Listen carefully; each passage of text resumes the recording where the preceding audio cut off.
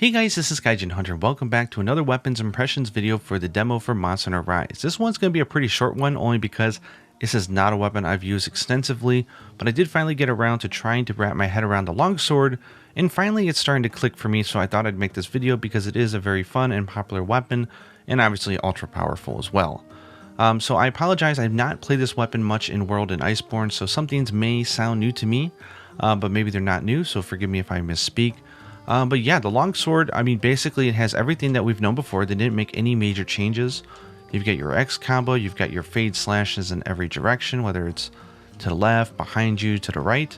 However, where the weapon has really changed over the years is where it used to be more about doing that spirit combo with the ZR button and then using the fade slashes to get out of the way and reposition. It's really transitioned into more of a counter weapon, more than anything. So there's actually three counters for the weapon. Two of them are from Iceborne, and one of them is brand new and tied to a Silkbind attack, which we'll talk about in a second. One of the smaller changes I noticed that I really like, though, is the A button.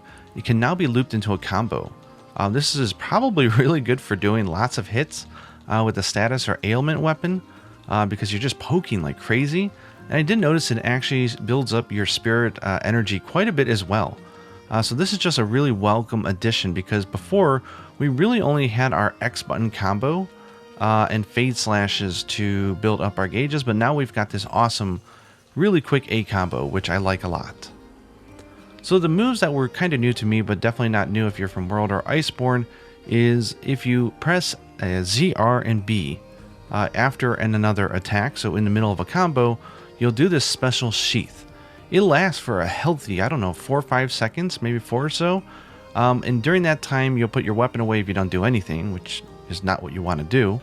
But during this, if you press the X button, you do this EI slash. Sorry, I almost called it something wrong.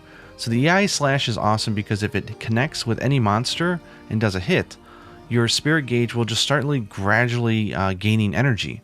So this is something that you want to just constantly have going on because it allows you to really be aggressive with your spirit moves, and also just make sure that you have just enough juice to pull off that round slash, which of course will level up your spirit level. The other thing that you can do here after move, we hit that again, is we can hit ZR, and it does this really fancy EI spirit slash. This is actually a counter. I kind of wish they just called it the EI spirit counter. That would have made more sense to me. But there doesn't seem to be any demerit this time from doing it. If you have spirit gauge and you whiff it, you don't lose anything. If you've got spirit energy in your gauge, you don't lose it. So it just seems like, okay, a fancy move that you might whiff or just hit it at the wrong timing. But if you do connect, you'll be able to raise your spirit level by 1, and you can combo straight into the spirit combo as well. So super cool move, which I'll show off down below with Arzuros, since I think this is a fantastic quest for getting used to both the special sheath and the counter. The other one, which I suck at, is the Foresight slash. So after an attack, if you press ZR and A at the same time, you'll do the Foresight slash. So the Foresight slash will consume all energy in your spirit gauge, so there's a price to pay for doing it. But if you connect with that first hit, you'll gain all your spirit right back to max gauge, and you can press ZR to just quickly do a roundhouse, and boom, you go up a level. That one is more of a counter. You do it like before you get hit, like just right beforehand, where the EI Spirit Slash is actually more like a parry. So what you want to do for that one is like right before you get hit, then you hit ZR. So it's pretty tight window, but I actually find that much easier to use than the Foresight, but you might be different. So just try them both out. So the Silkbind attacks I will show here, but I will also show them in a hunt because I can't explain it using this monster. But if you hold ZL and you press X, you'll do this upward vault. And if you manage to land on the monster, you'll jump up in the air. The X button will do this nice downward stab, which has the same effect as the EI slash, so it'll start regenerating your spirit gauge, which is great. Or you can quickly press ZR when you land that attack, and it will go into the Spirit Helmbreaker, which is kind of busted strong in this demo, but also very fun to do as well. That will consume a spirit level, but you can easily get it back. The other move that you can do here is hold ZL and press A, and it does this very generous timing window counter. This is probably something that people forget about. I know I did at first, because you're just constantly spamming Helmbreaker and having a lot of fun with this attack. that it's easy to forget that the counter exists. But the counter does use a level of your spirit, and it does a lot of damage. But if you have spirit gauge built up before you do it, you can actually go straight into a spirit combo from there and quickly regain your level back, because the move is powerful enough at high levels that it's going to flinch the monster. So let's go ahead and zip down below, and I'm going to show you off the special sheath. That's a mouthful. And the Yai Slash and the Yai Spirit Slash. I wish these things were a little bit easier to pronounce. I think this is a very good quest for getting used to just the rhythm of just making sure that you always try to utilize this, both to get a consuming gauge, but also sort of getting yourself set up so you can do that counter. It's super cool. So let's go ahead and bring out Arzuros. I'm going to go ahead and just start with doing a Yai Slash so you can see the natural regeneration. It's so good. There we go. Ping. Now if you notice, my gauge is just going up, and it will go up to about halfway. So all you got to do is do like maybe 2 more hits. He gets in his, and boom, I'm full gauge. So I can go ahead and do my spirit combo if I want and go up to white gauge, or we can do it more fancy. So I'm going to show you off the counter. So when practicing the counter, you don't want to be right next to Arzuros. You want to be a little bit further away, just so you can get used to the timing window. So let's go ahead and get in there.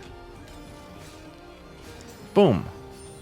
Yeah, so I nailed it. I went up to white. I was able to combo into my spirit, and now I'm yellow. So you can see it goes by really fast if you know what you're doing. Sorry for getting hit so much. Let me show you that one more time. If you notice, I do not have much spirit gauge, though. I kind of want to get spirit gauge so I can combo straight into a round slash from it. So let's go into our stance. Tring! Nailed it. It's really fun to just practice here. Just wait. Nailed it. Oh, if you want, we can punish him. We can show you the damage output on this thing. It's kind of crazy. So after the round slash, you put your weapon away like that. You don't actually have to anymore. So what you gain the ability to do is actually go into the special sheath afterwards. So you do that, go straight into the spirit sheath here, shring, special sheath. Ignore me if I keep saying it wrong.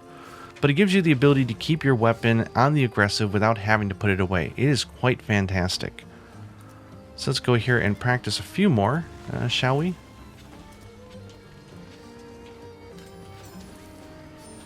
It's very satisfying to do. So if you notice that if you go too early, it doesn't actually do the counter, but it does hit him, which is nice. So it's not like, you're not losing out on a bunch of stuff because you whiffed it. Okay, so this is going to be frustrating. I'm probably going to have to edit down like 3 hours of whiffing, but I'm going to try to show you the Foresight Slash in this quest, even though I said not to try it, just because I think it'll be more cohesive to see it all in one quest. I'm going to go ahead and do Foresight to the left here. If you notice, I just wasted all of my spirit energy. That sucks. Now if I try to do a Spirit Slash, I don't get the special counter. I don't get nothing. You have to have spirit gauge. So that's kind of the trade-off here. Big risk, big return. So let me go into and do this so I can get a constant build-up. That'd be nice. I think the idea with the Foresight Slash, and I could be wrong here, is that there's a long window after every move with the longsword to do input, and I think you're supposed to time it out like that.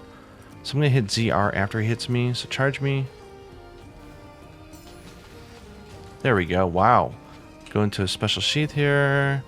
Counter. Wow, that went really well. Maybe I'm getting better at the weapon than I thought. But you see here, there's the general rhythm of using that special sheath to buff up your spirit energy, of being able to just hold on to it. If you're not sure, just wait a second, and then doing the counter instead. And then just, of course, if you can do it, I can't. The Foresight Slash. Wow, I am getting better at this weapon. That's funny. So hopefully that gives you an idea, but let me go into an actual hunt here so I can show off the wire bugs in actual action, if that's actually a phrase.